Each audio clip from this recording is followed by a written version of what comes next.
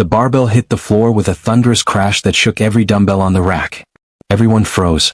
The music kept playing, treadmills kept humming, but every eye in Iron Peak Gym turned toward the free weight section. Not because of the noise. They'd heard dropped weights 1,000 times before.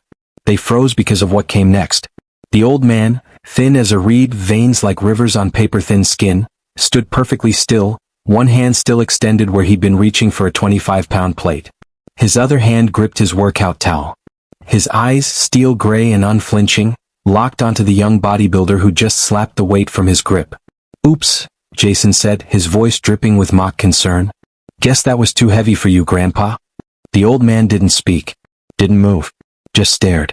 And something in that stare made everyone's breath catch in their throats. Before we get into what happened next, make sure to like, share, and subscribe, because this story will change how you see people forever. Jason Martinez was everything the fitness industry promised you could be. 26 years old, 230 pounds of sculpted muscle, with a jawline that could cut glass and an Instagram following that paid his rent. His tank top might as well have been painted on. Every movement he made was calculated to draw attention. The way he flexed between sets. The way he grunted loud enough to echo off the walls. The way he positioned himself in front of mirrors at just the right angle. He'd been watching the old man for 20 minutes now, and it was starting to irritate him. The guy had to be 70. Maybe older. Skinny in that way that looked almost fragile, like strong wind might snap him in half. He wore an ancient gray t-shirt, threadbare at the collar, and gym shorts that had probably been out of style for 2 decades. His sneakers were worn smooth at the edges. But it wasn't his appearance that bothered Jason.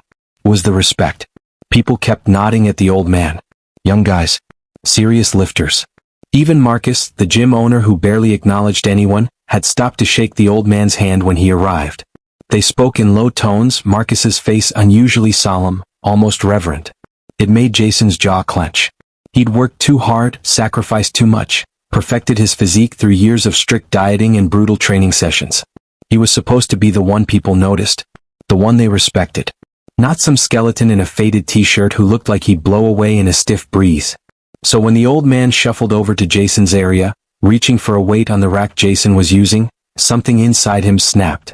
He'd slapped it away without thinking. Let it crash to the floor. Loud enough to make a statement. The old man's hand remained extended for a moment, fingers still curved where the plate had been. Then slowly, very slowly, he lowered it to his side. "I'm sorry," the old man said quietly. His voice was soft but clear. "I didn't mean to intrude on your space." Jason laughed.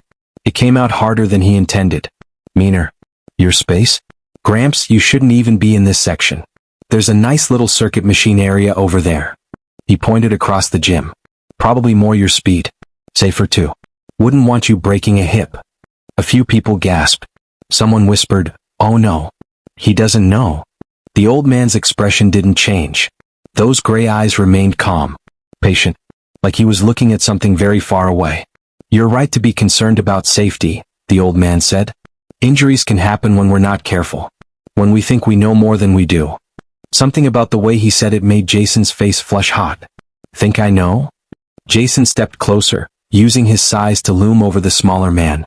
"Old man, I'm a certified personal trainer. I've won 3 regional bodybuilding competitions. I've got over 100,000 followers who watch me train every single day. What do you have?" "Social security checks and prescriptions." The old man picked up his towel from where it had fallen, folded it carefully. His hands were steady, scarred across the knuckles and palms in patterns Jason didn't recognize. "I have perspective," the old man said simply. "Perspective." Jason barked another laugh. "That what they call being weak now?" "Jason." The voice came from behind him. "Sure." "Warning." Jason turned to find Marcus pushing through the small crowd that had gathered. The gym owner's face was tight with anger. "Walk away," Marcus said. "Right now." "Are you serious?" Jason gestured at the old man. "I'm just trying to help him not embarrass himself." "Look at him, Marcus. He's got no business being in the free weight section. It's a liability." "You have no idea who you're talking to," Marcus said quietly. "Some old dude who probably hasn't lifted anything heavier than a TV remote in 30 years? The crowd had grown. 20 people now. Maybe more. All watching with expressions Jason couldn't quite read. Some looked shocked. Others looked anticipatory. Like they were waiting for something. The old man raised a hand. "It's all right, Marcus. The young man doesn't mean any harm. He's just protecting his territory. I understand that impulse. See? Jason spread his arms. Even he admits.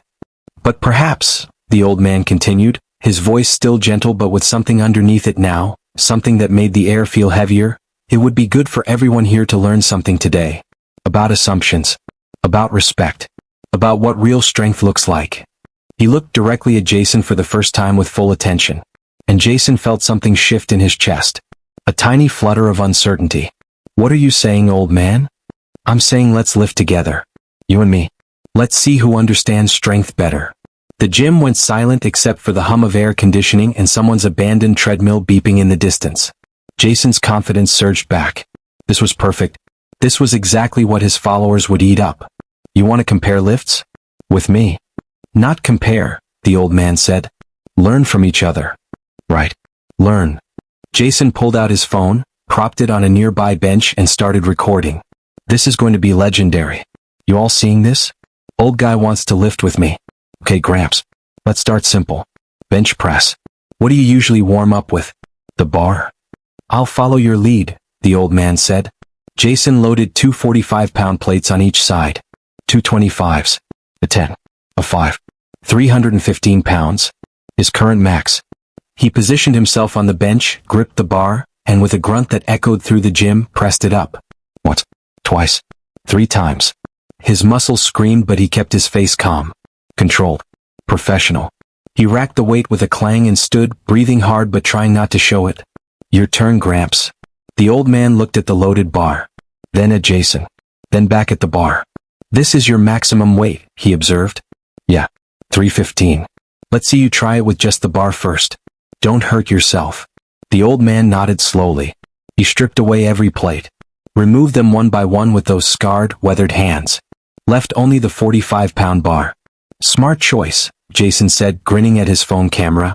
The old man lay down on the bench. His frame looked almost comical under the bar, so thin that Jason wondered if the bar itself might be too much. But then something happened that Jason would remember for the rest of his life. The old man gripped the bar. And as he lowered it to his chest, Jason saw his arms. Really saw them for the first time. Under that paper-thin skin, beneath the age and the apparent fragility, were muscles like steel cables. That's defined in ways Jason had never seen before. They weren't bulky. They weren't showy. They looked functional. Real. Like they'd been forged through decades of actual use rather than constructed in a gym. The old man pressed the bar up. Smooth. Controlled. No shake. No struggle. He did it again. And again. And again. At 10 reps, Jason expected him to stop. He didn't. 20 reps. 30. The bar moved like it weighed nothing. Like the old man was warming up with a broomstick. At 50 reps he stopped. Sat up. Wasn't even breathing hard. The bar feels good today, he said mildly. Jason's mouth had gone dry. That's just the bar. 45 pounds. Yes, the old man agreed. Shall we add weight? Sure. Yeah. Jason added a single 25-pound plate to each side. 95 pounds total. A weight most beginners could handle for a few reps. The old man returned to the bench. Performed another 50 reps.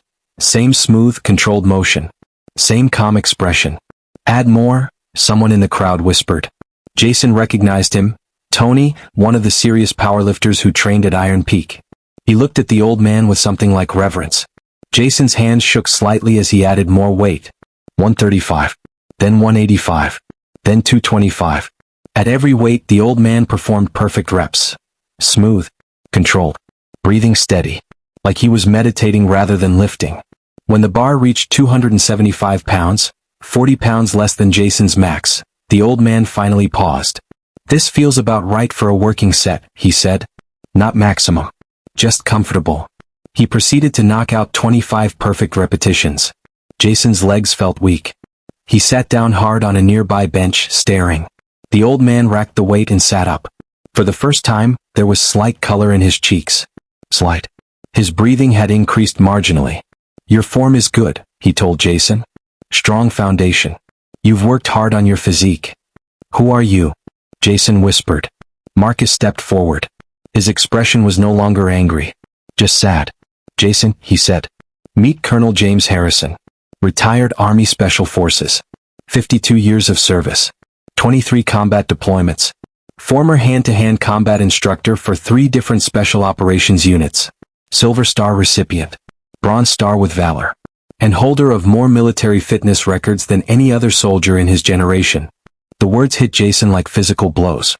When the colonel was your age, Marcus continued, he was carrying wounded men through mountains in Afghanistan while under fire. Carrying them for miles. While people shot at him. The weight you just struggled with? That's lighter than the gear he used to wear into combat every single day for decades. Jason looked at the old man, the colonel, with new eyes. Those scars on his hands. The way he moved with deliberate economy. The calm in his eyes that came from seeing things Jason couldn't imagine.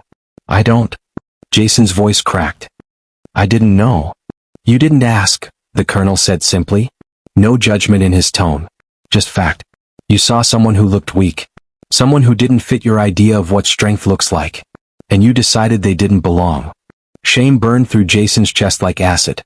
But here's the truth, the colonel continued, standing now, his thin frame somehow seeming larger than it had minutes ago.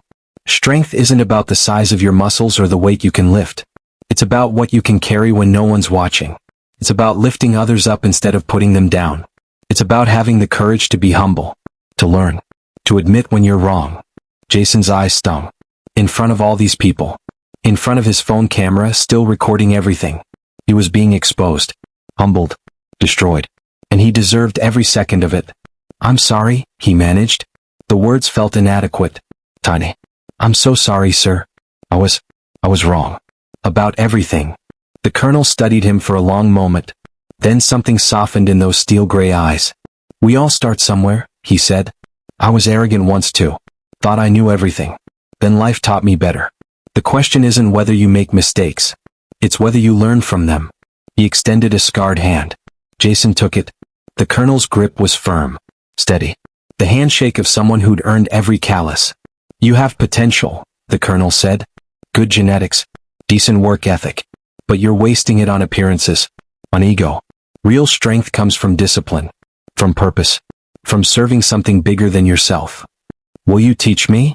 The words tumbled out before Jason could stop them. Please. I want to learn. Not just about lifting. About being better.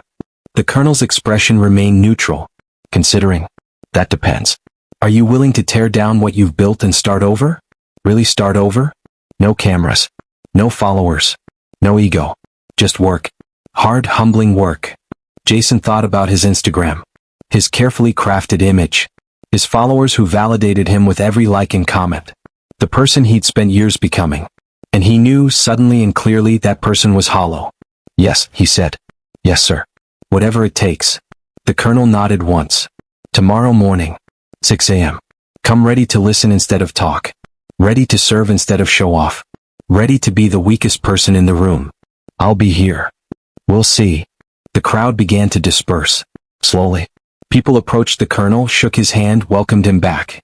Jason learned he'd been away for months, recovering from surgery.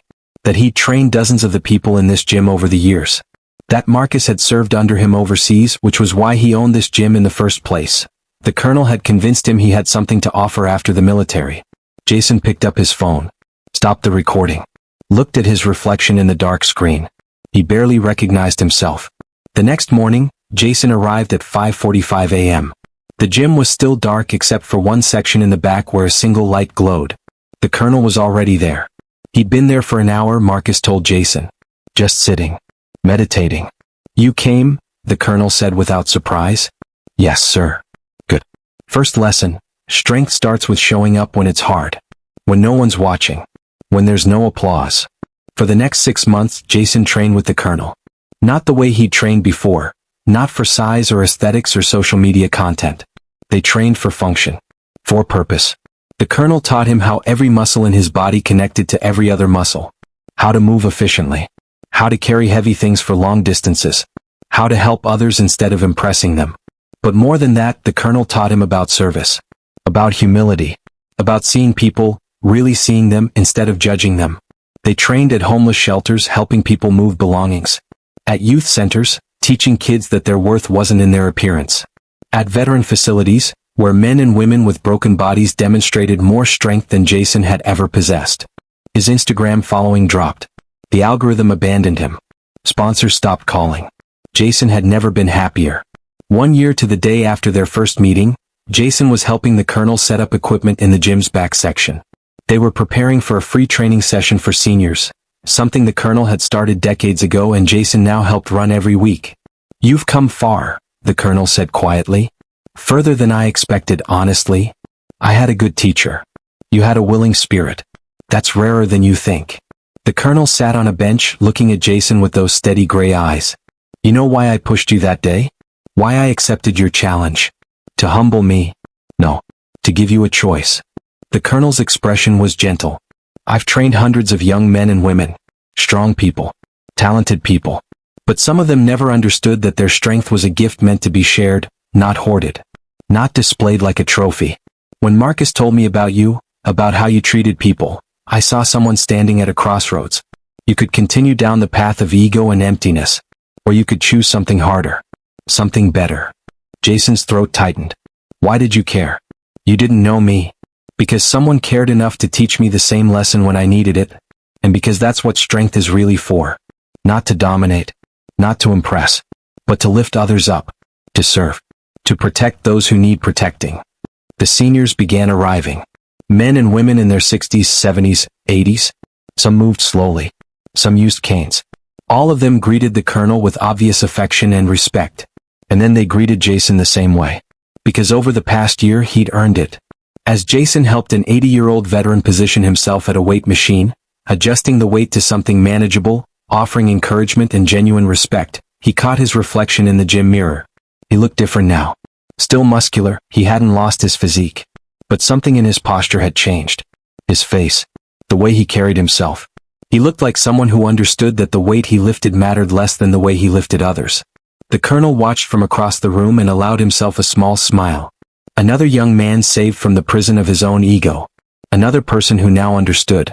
That evening, as Jason walked out of Iron Peak Gym, his muscles pleasantly sore from a day of training others rather than showcasing himself, he thought about the person he'd been a year ago. The arrogant kid who'd mocked an old man for having the audacity to exist in his space.